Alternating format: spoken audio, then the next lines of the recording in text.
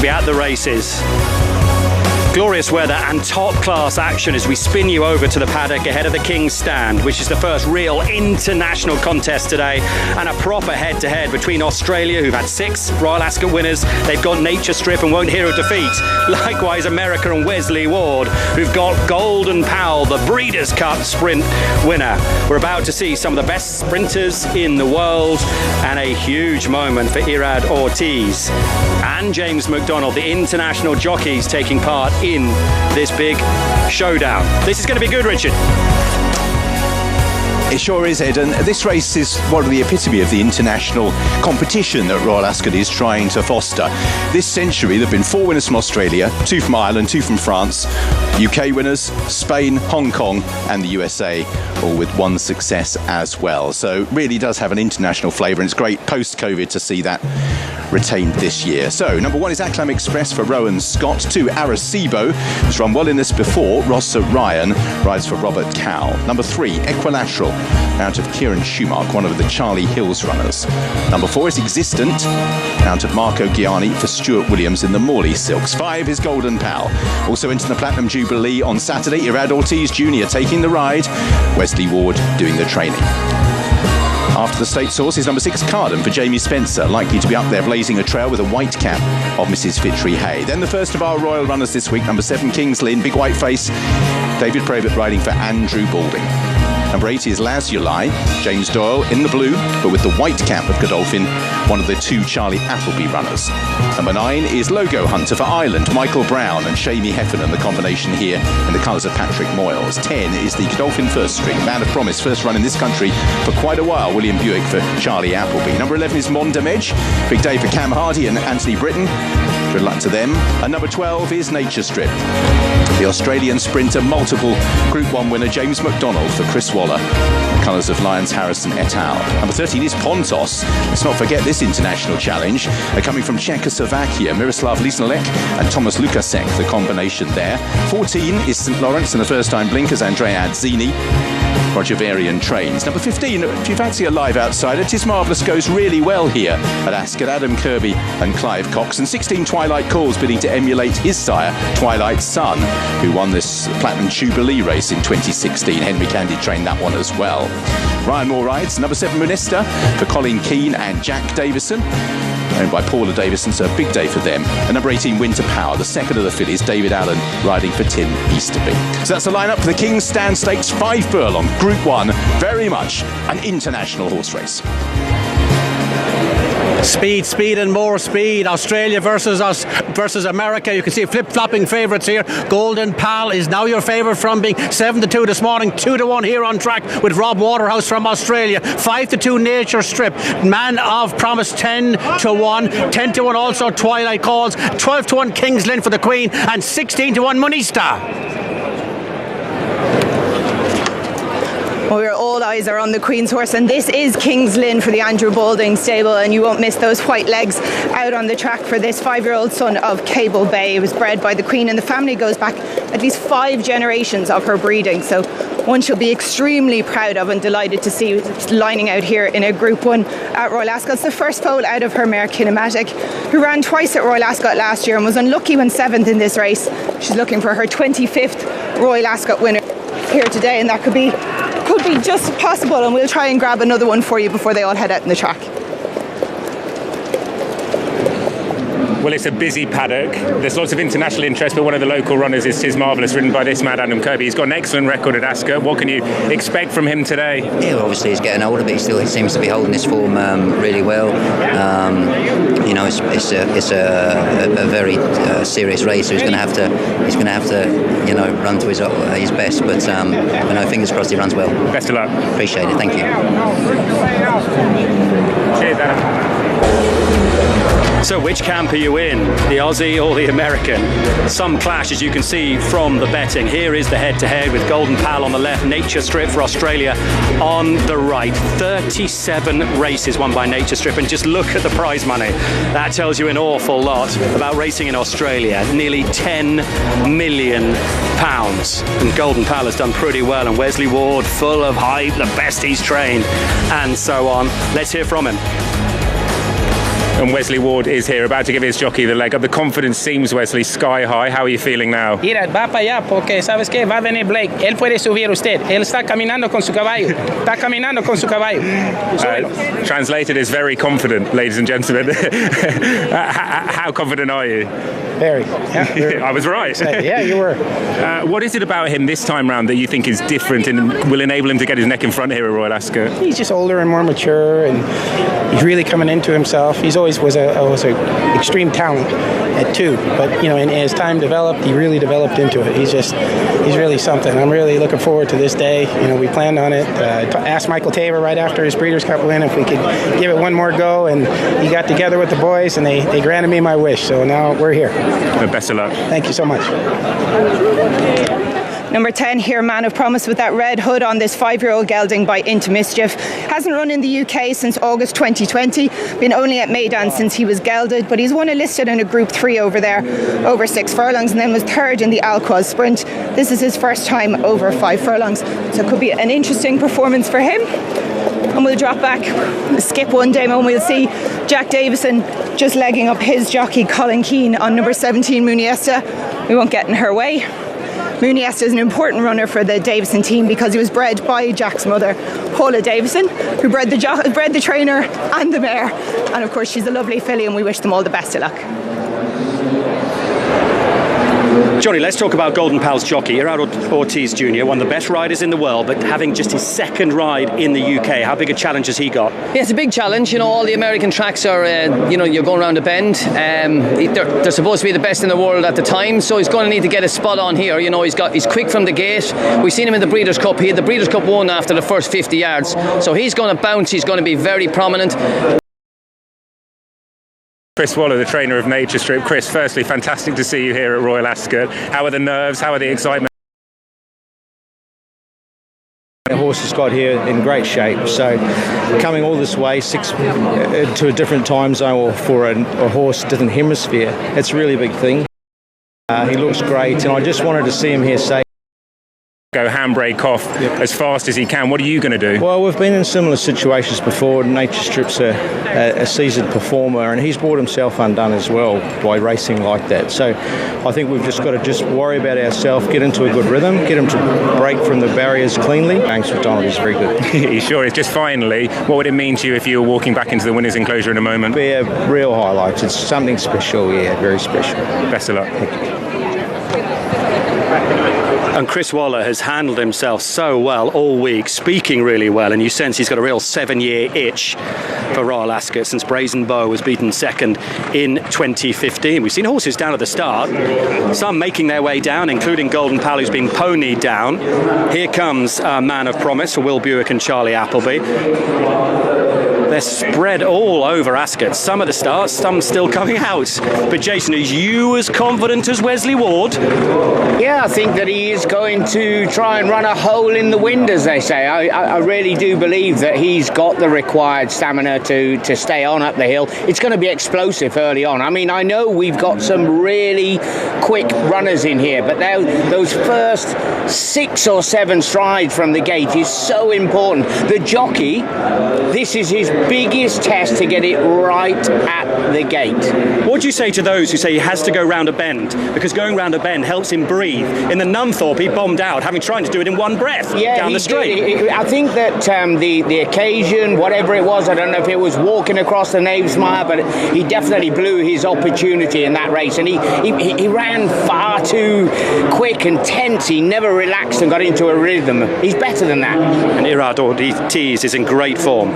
Won the Belmont at the weekend, one of the world's great jockeys. Can he do it on the Ascot stage? Nature Strip has got James McDonald with more experience. Yeah, he's been to Europe before. He's ridden in Ireland, he's ridden in England. Horse looks really well, Ed. I like the look of Nature Strip. He's going to, and listen to the trainer there, he's not going to get in a speed battle. The biggest problem that can happen here is 4 or 5 of them get in a speed battle and they go too quick early, and it sets up for the closers. What is the closers? Is there a closer there, Jason or Haley, that can run them down? There's quite a few actually. actually. The one I had my eye on was Twilight Calls, who only just got beat by Kings Lynn at Haydock last time, and he travelled really strong into the race, and he didn't have anywhere to go when he needed the gaps, and he had to wait a little bit longer. And because he's such a strong traveller, I think that this big field going a strong pace is going to set up for him perfectly. I think Nature Strip, going back to him, he's, you know, one of the best, if not the best horses in Australia, and he's the good thing about him is, although like we say you need, you know, they have gate speed but they're on turning tracks, he's actually won over 6 furlongs at Flemington, which is a straight 6, which then sort of plays into his hands here at Ascot over the stiff 5. He's a 9-4 chance. I think we misheard the question from Chris Hughes a few minutes ago. He's definitely not going to make a stallion, his Nature Strip, gelding in the race. But look at the money for Golden Pal at 7-4. How are they looking at the start, Luke? Well, Golden Pal's just come round with his Cowboy Outrider, and he is revved. He wants to get on with the job, which is, as Jason was saying, he's confident that he's going to gallop all the way through the line. Just looking at this horse, and Irad Ortiz is just looking around saying, don't get too close to me. Look at him just going past us now. He's got a real tight hold of his head, and he's a massive horse. Irad's tiny little rider. Look at the backside on Golden Pal. He's just trying to get his saddle straight. I saw him doing that on the way down. Irad doesn't seem very happy to me with his tack. He was trying to sort of push his leg over because he was the saddler he felt was just on one side, but he is rev Golden Pal. Luke, lots of Australians here to support Nature Strip, but the professionals have spoken. They've backed Golden Pal 7-2 this morning, 3-1 opened up on track 5-2, and it's now, look at it, 7-4 Golden Pal, the Uncle Mo Colt. Nature Strip easy to back, 9-4. In fact, you can get 5-2 the Australian horse. And bigger the others. Jim Hay is watching here in the parade ring. You've got 2 in here. How hopeful are you of a big run from either Kadim or Equilateral? Because you tipped them this morning, I'm extremely hopeful. I don't think I've had a winner on the opening show for a while, Jim. I'm sorry, but what sort of form are they in? Well, Equilateral hasn't run for a year because he was injured after Dubai. But Charlie says he's flying in the gallops. And Kadim? He'll seem, I think. If you saw Kadim in the box, you'll see he's absolutely bouncing. Really? Yeah. And a strong pace would suit him, you'd think. He'd love it. Yeah. Listen, best of luck. Thank you. Well, we saw that Golden Pal was revved up. Mike, your job is obviously as keeping as calm as possible. Well, that's what I'm trying to do, you know. You get back here, get a little nervous, but he was really good, really. Was he? Because I thought for one of ours, we'd be a bit worried if he was there. No, he's just ready to go, you know. He's really good. He's walking now. Look, he's perfect right now. So perhaps it's your calming influence, Mike. I hope so, sir. I hope so, man. How long have you been doing this job, then? I've been working for Wesley 37 years. Oh, you like it, then? Well, that's the thing I know how to do, so that's what I do, you know. But everything's good. All the horses are good. Yeah, well, let's hope so. Thank you. He looks magnificent. Nice talking with you all. Cheers. We love Mike at Royal Ascot riding Circa there, the pony. Who do you want to ride in this, Johnny? I'm going to go for the Nature Strip. I think he's got everything you need. I think he can run at the strong gallop. The last half a furlong is going to be a long way here for those 2 horses, Jason. And might Kings Lynn come then? Yeah, he will be hitting the line strong. I mean, it was a great performance. Super tough and consistent sprinter all round. Stiff 5 looks perfect. Off the back of a real gutsy win. I mean, lots of these, Ed, will be thinking, are they going to go astride too quick? And will we be able to just work our way back into contention? The old boy there, he's a cheeky so-and-so Mondam edge, but he's got loads of ability. Again, will be dropped in, played late. Third in is Man of Promise. Rishi Keane on the Godolphin horse's chance. What do you think? Yeah, look, he went off a shade of odds on last time over in Dubai in the Al Quoz, and he was a little bit underwhelming. If we forgive him, and it's only one sort of average day at the office, he didn't run that badly. He has to be there. Brian? The Australian set 5-2 is too big about Nature Strip. They've clipped it back into 9-4, but Golden Pal will start favourite at 7-4. Each way mover, Man of Promise, 14s into 8s. Johnny, what about Munista? An each way chance, Ed. She comes off the pace. She could run a place. Needs to have a career best to be involved with these horses here. There are so many others. Arecibo having his 51st race, second last year. Winter Power, the Nunthorpe winner. But Richard Hoyle's 170 territories watching this. A proper global event. It is indeed. Her Majesty's runner going in there over on the far side, Kings Lynn. Now, Mondam Edge has been giving considerable trouble. They've had plenty of goes. He's not the easiest at the stalls. He's the horse with the blue blanket on there. We're waiting for Nature Strip Existent. But 𝙆𝙤'𝙣 may not get too many chances, because even though this is possibly the first time you've seen him, he's getting worked up. As I say, he's not the easiest. He's got his own handler down there, and they've already had plenty of attempts. Winter Power waiting over on the far side, and 𝘾𝙝𝙧𝙞 as well. So still 5 to go, and I don't know how patient the starter is going to be here, because a few of them have been in for a while. So just keep an eye on that. We may have only one more attempt for 𝙆𝙤'𝙣. OK, Richard, back with you in a second. We must mention Winter Power, the none-thought winner, Jason. Yeah, look, and she's one of those, because she blasts off, it's often hard for her to find a real rhythm. This lad's not going to go. No, he's out. He's out. 𝙆𝙤'𝙣 will not run in the King's Stand. What speeds will they get up to here from the start? The thing with Winter Power, she's going to be happy if something leads her. She's quite happy to just drop in, and it's all about whether David can get her into a rhythm, because she ran no race last time. Here comes the Aussie. Sit tight at home. Yeah, real shame 𝙆𝙤'𝙣 doesn't look if he's going to take part. So Nature Strip for Australia, and James McDonald and Chris Waller is last in for the King's Stand Stakes. 5 furlongs, take less than a minute to run, and they all burst out of the stalls. And slow away was Golden Pal. Golden Pal missed the start as Pontos and Winter Power are the first two to show, so it's the check runner.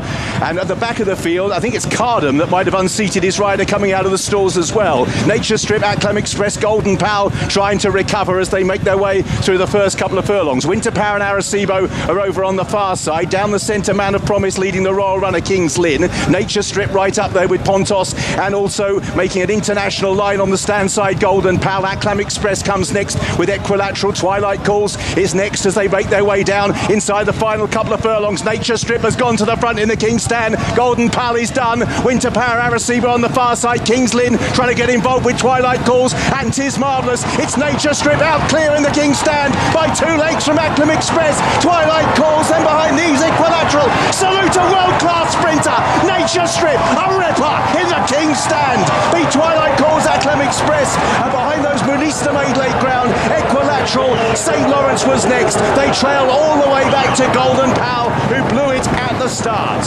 What a horse. Nature Strip provides Australia with another win in the King's Stand, and few have been so dominant. Accompanied to the line by the loose horse 𝘾𝙝𝙗𝙗. Twilight Calls, I think, has just got second, with 𝐴𝐶𝐿 Express, Munista and Equilateral the next bunch home. But in all honesty, they were in a different parish. Nature Strip's won this further than Baid's won the Queen Anne, has won by a good 5 lengths in the background. 58.27 within a second of Miss Andretti's track record. The others struggle to break a minute. Twilight Calls, 𝐴𝐶𝐿 Express, Munista, Equilateral and St. Lawrence for the minor places. But on this occasion, they were minor, because Nature Strip was just too good. Oh, wow, that was good. For the owners who've been so sporting to come over here, including Messrs. Lyons, Harrison, Keane, Smith, Van Duren, congratulations to them. That's naming just a few. This is going to be an emotional moment for trainer Chris Waller. Johnny Murtagh, how good was that? That was a great performance. Yeah. If you're boasting or you're saying you're the best in the world, you have to rock up in Royal Ascot. You have to perform like that.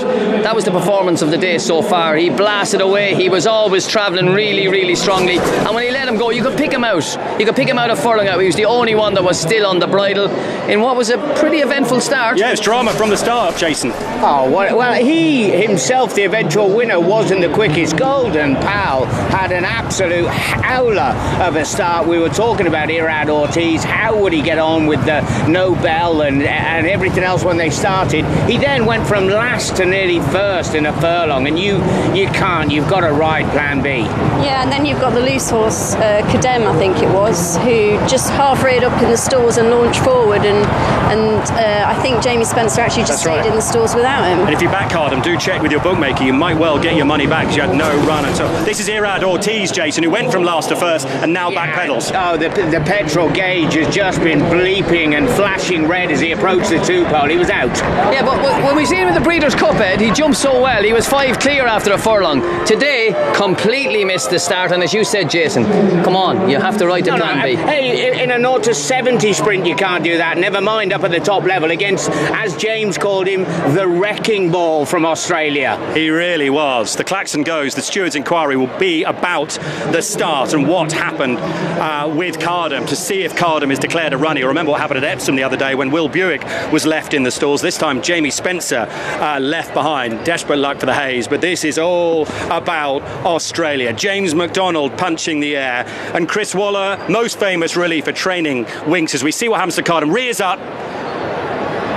Jamie Spencer left behind, thankfully, is okay. Looking on in horror, really, as to what happened. You see Golden Pal getting left behind, Jason. Yeah, look, well, you cannot miss the start over this sort of... And we're talking about a horse who's shown such blistering pace from the gate. It's a throw-out, it's a write-off, and you cannot judge him on that, but we can judge the winner. The way he jumped, the way he travelled. And he probably wasn't as foot perfect at the start as he should have been. This is huge for Royal Ascot, Hayley, isn't it?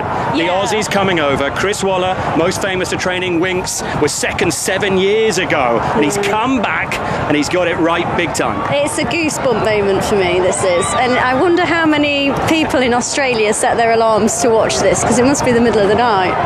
Be a great one to wake up to, wouldn't it? And those are the pictures they'll wake up to. James McDonald, number one, that guy. Big moment, Rishi.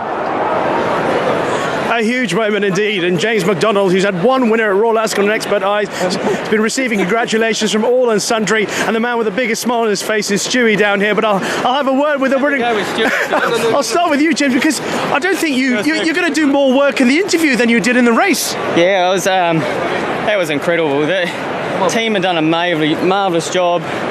So lucky to be on him, and he's just an absolute freak of a horse. And I think he would have silenced a few critics with that performance, because it was scintillating. And I thought with the riderless horse, I didn't even know it was riderless, and I thought, how has one come with him? He was going that good, so just incredible. Just at what point did you think the race was over? Well, I seen the American horse, the big Spruik horse, charge through, and at the 2-pole, are you going to come? And he had no response, and away he went. But that riderless horse gave me a little fright, to be honest with you. We're going to turn around and walk back now, and Stu, I'm going to ask you about your emotions. I saw you after the race.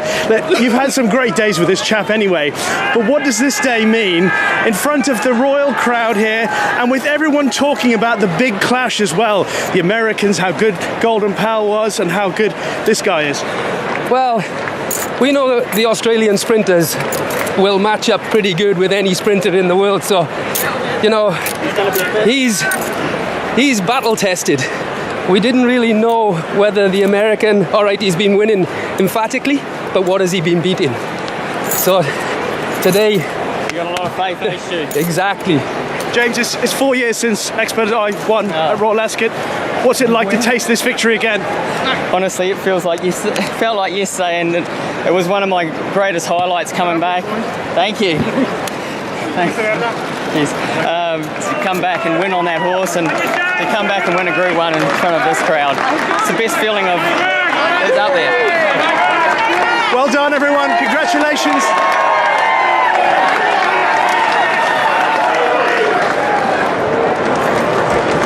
Goodness me, that was good. Nature Strip winning at 9-4 in the end. We'll talk about the others. Twilight Calls running so well in second at 11-1. The Acclam Express owners have had a ball, cheering their hero in.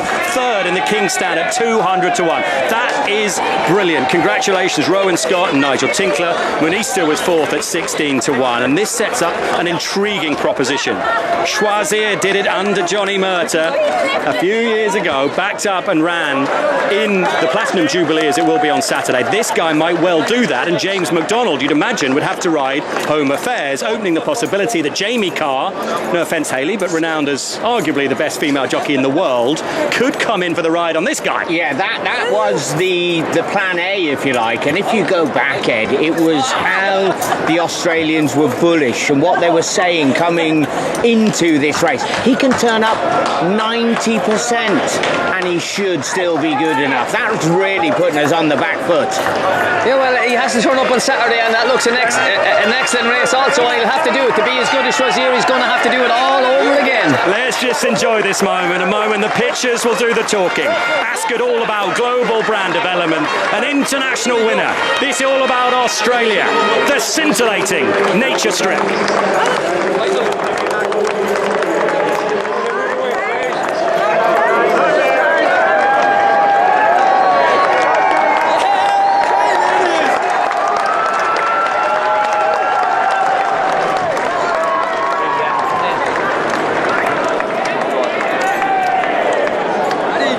Absolute hero down under, Nature Strip with the country's best jockey in James McDonald. For Chris Waller, who I'm sure will be hugely emotional, and we'll hear from him in a few minutes' time. His Nature Strip won the Group 1 King's Stand, a race that dates back to 1860, giving Australia their 7th winner at Royal Ascot.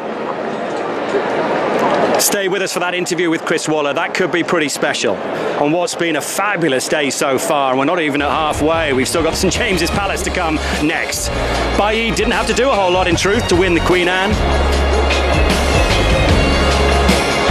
Holiday in the Coventry, she was brilliant. And then it was good aim, mate. Nature Strip, after drama at the start, bolted up in the King's Stand.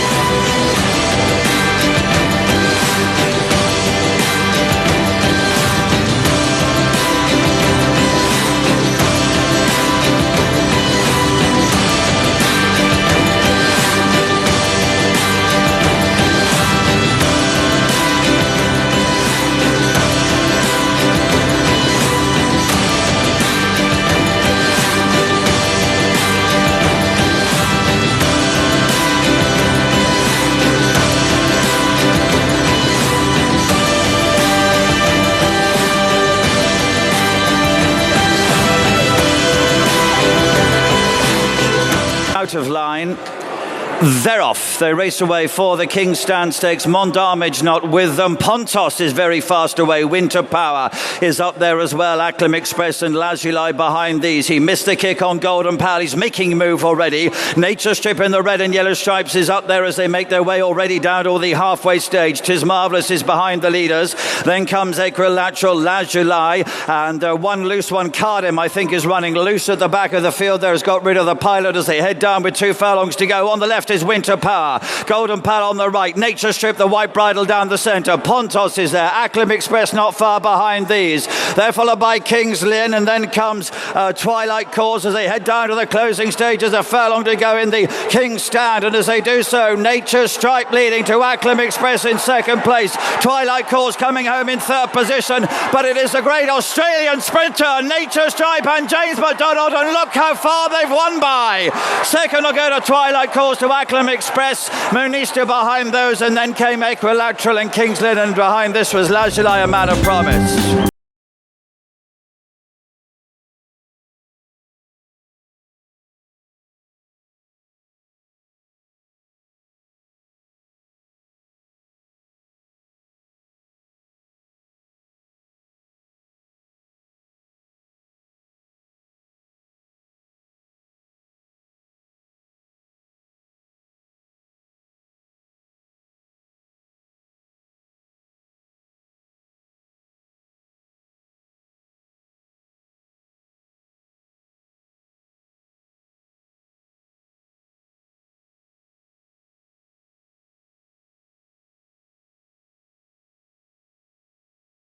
This will be, I'm sure, an incredibly, well, I don't want to put tears in your eyes, but it might be quite an emotional victory, this, because I know that Royal Ascot, this meeting means an awful lot to you. Yeah, it means a lot. Like, we don't get a chance to come up and race against the English horses or Irish, French, Americans there were today, even the last few years, Dubai and Hong Kong. So to be able to bring a horse all this way, it's pretty special to be able to not only win, but win the way he did. Yeah, I mean, it was breathtaking. How would you describe what we just saw out there? Breathtaking. Yeah, it was a good display. He's a very good horse. He's been it for a long time. I guess he's in the twilight of his career, but he's just learnt to be a racehorse now. He was a tricky horse early on, and he's got better with his years. He's matured, and it's an honour to train a horse like him. I heard in the lead-up regarding Winx, you said you felt a bit of a responsibility to showcase her around the world. How important is it for you as an international trainer to take these horses internationally? It's very important. Obviously, Australia's got a huge racing industry, a huge breeding industry, and to showcase our breeds and what we do, it's important. Obviously, ratings stack up. He's the highest rated sprinter, or one of the highest rated horses in the world, but until you do it on the main stage, it's another story. So it'll just remind everybody how strong we are in Australia. You're an incredibly powerful force. A seventh Royal Ascot win for Australia. The question now, I'm sure going to be asked a lot, is, are you going to come back on Saturday and have another crack over a bit further? Well, today was only 6.5, because it was James and I in New Zealand, of course. 6.5 Australian wins and half to New Zealand. So, look, we'll get him through today. He's still got jobs to do back in Australia, and hopefully he comes through the race well, and we can make a decision later in the week, but no decision will be made today. Just finally, I know you've won huge races all over the world, but particularly, obviously, back in Australia. For you, Chris Waller, personally, what does this win mean to you? Top five. It's any win's great. We work with an amazing animal, and they're very good to us. Well done, Chris. Thanks. Got to go now. And you can understand that emotion, a race that means the world to him, as James speaks to the Princess Royal, who will know all about how brilliant that performance was. And you look at the winning distance, and the simple fact is that the middle distance horses take a bit of stick in Australia, and Winx took a bit of stick because Krishna never came abroad with her. But the sprinters are a different class, aren't they? Yeah, they're trained for speed over there, Ed. You know, it's all about speed. You know, the big races are 2-year-old races, Golden Slipper. They jump quick from the gates. They're really tough. They go on fast ground. And listen, this guy is 7 now. You look at, he's 7, but he's getting better with age. And that's what sprinters do. They get better. As the more sprints they do, the better they get. And that was a top performance from a top horse. Just hearing the steward's inquiry about card, I'm not sure, did you catch that, Jason? I'm sorry, no, a little bit blurred with all the noise here. Do you know, this lad wasn't that good? Non-runner, Jason, sorry to interrupt. Cardham, non-runner, good decision. That's great news, because Spencer wasn't on board, was he? And, you know, you're not in control. You had no opportunity to win the race whatsoever. So that's really good for all the punters out there. This lad wasn't foot perfect at the gate. Imagine if he had got away on time. He would have been even more superior. And it was amazing to think in the build-up to the race, the big clash that didn't live up to its billing, because we thought Nature Strip might be the one just to miss the kick. You just assumed assumed Golden Pal would go on the big of the bang. It was the other way around. It was a shocker, wasn't it? And then you have to ride plan B. You can't rush up. Whenever you're slowly away, whenever we see horses make a massive manoeuvre through the field, you never win. You hardly 99.9% of the time you never win, and it was a race to forget.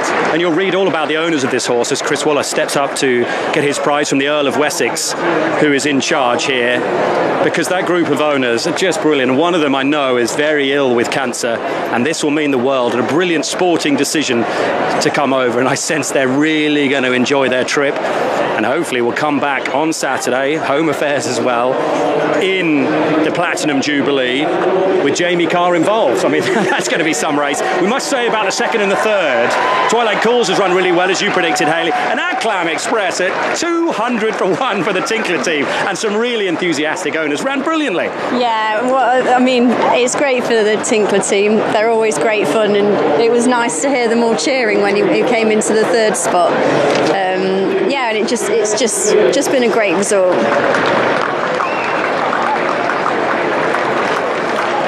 Nice that a prize goes to the winning groom. Well done to Stuart Williams there, and James McDonald on the right. No respite though, Mark.